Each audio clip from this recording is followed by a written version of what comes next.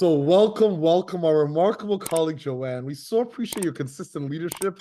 And as always at CIDA, we begin all things by giving thanks and acknowledging our creator, acknowledging the original stewards of the various lands we're on. We acknowledge and give thanks to all our ancestors, all those who toiled without compassion or compensation. We give thanks to all our elders and community stalwarts whose shoulders we stand on as we build, share, and learn together for our collective liberation and sovereignty. So, Joanne, can you please introduce yourself to our listeners and viewers and share a bit about your remarkable work? Sure. Thank you, Victor. Lovely to be here with you. My name's Joanne Norris. I'm based in Coast Salish territory, on the unceded territory of the Musqueam, the Squamish, and the Tsleil-Waututh peoples. And I was just reflecting on what to say here. So basically my background is, I would say it started in community economic development, local economic development, supporting entrepreneurs in Toronto, and then expanding to develop programming internationally, to help people launch businesses. And then I really cut my teeth in the social finance space when I was hired by Bill Young at Social Capital Partners back in 2001 when he was just getting it launched. And I spent 9 wonderful years working with him and our small team to do finance and investing differently. Really learned about social enterprise, social purpose business models during that period, as well as how to understand and measure value created from these different types of business models. And and from there, my career has spanned just a variety of entrepreneur support, connecting, I would say, more barriered or unrepresented entrepreneurs to the resources they need to be successful in business. As you may be aware, sometimes it's much harder for certain people depending on where they live, if they live in a really remote area, depending on what languages they speak, to access, the broad Canadian resources that are meant for everybody, but often only reach, particular demographics. That's incredible. Your background is remarkable and extensive. And Bill Young is one of my favorite colleagues and favorite people. So hearing that is also incredible. I give thanks for your leadership and your candor. So my next question, what inspires you right now in your work? What has you curious, or what's keeping you up at night?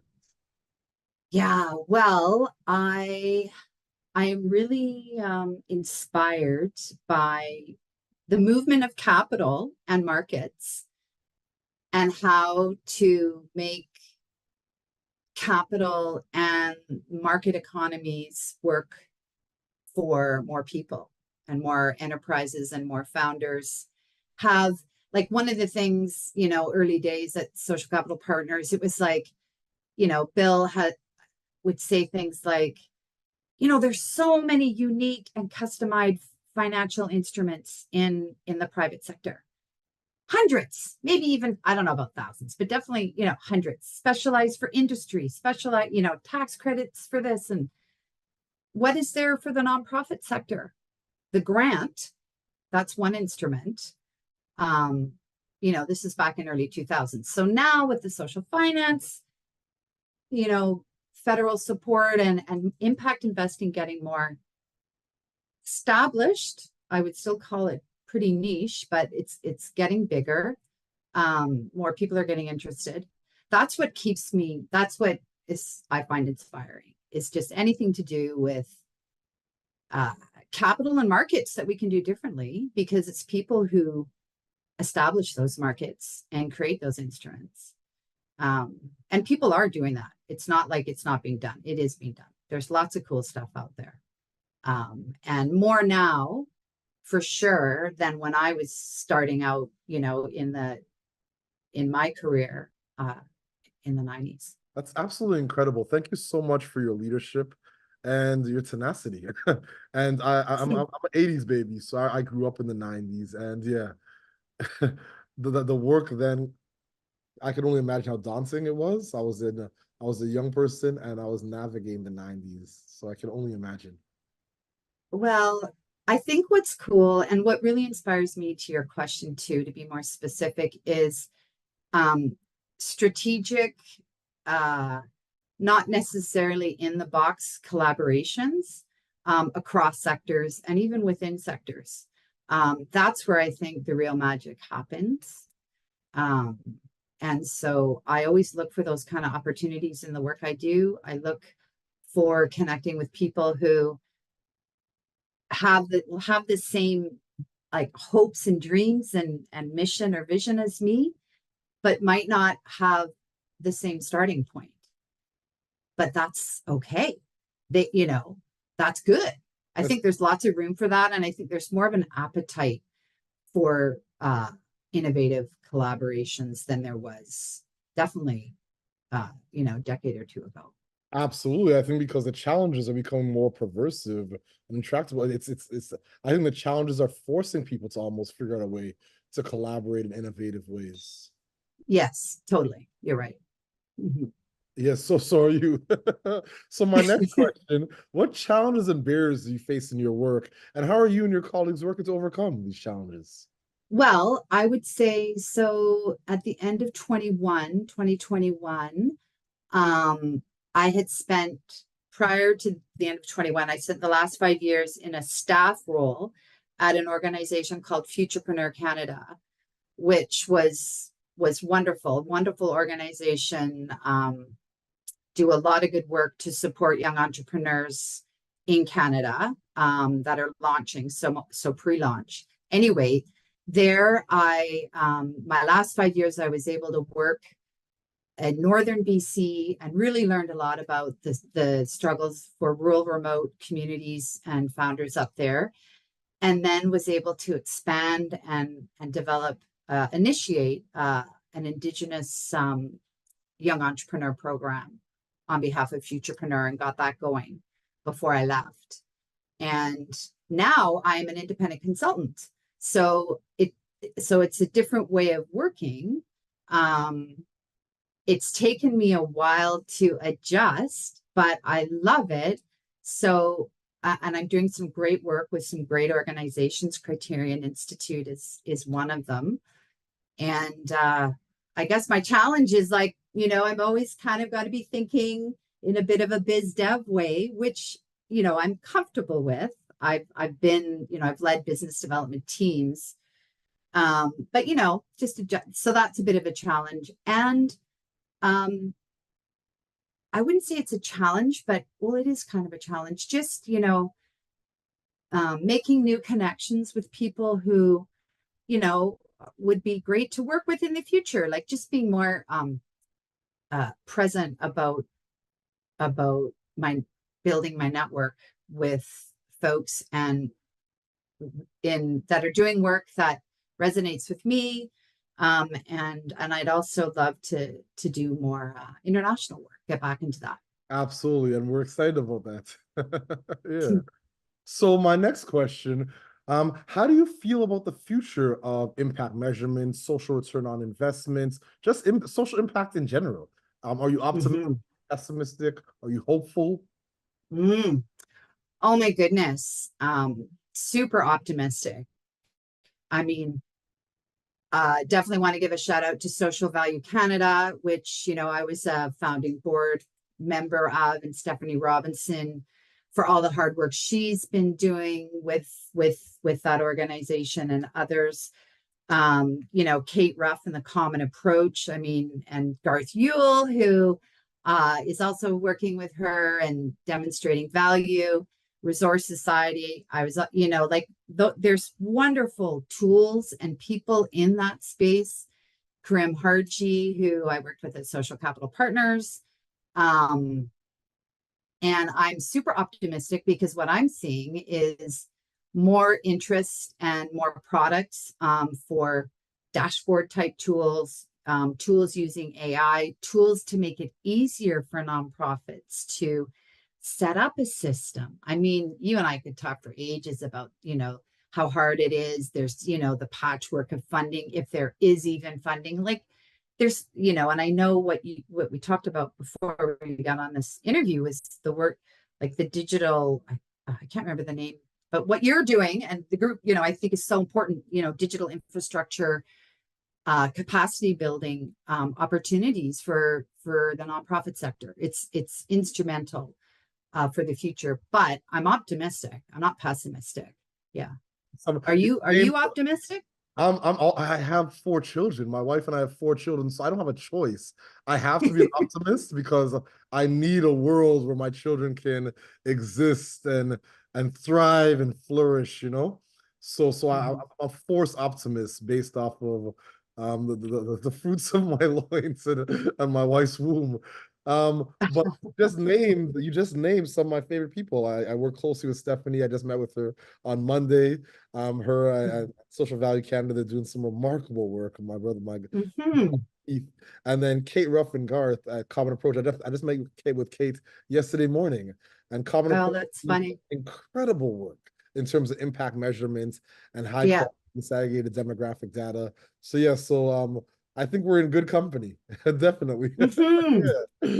So my next question, and it's my second last question. What is your ultimate goal and what does success look like to you right now? It's you and your colleagues.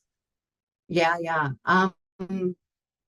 So for me, success is pretty clear. Like I just want to do the work that, I think I have skills for and that I think needs to be done with people that are pushing the same ball forward, yeah.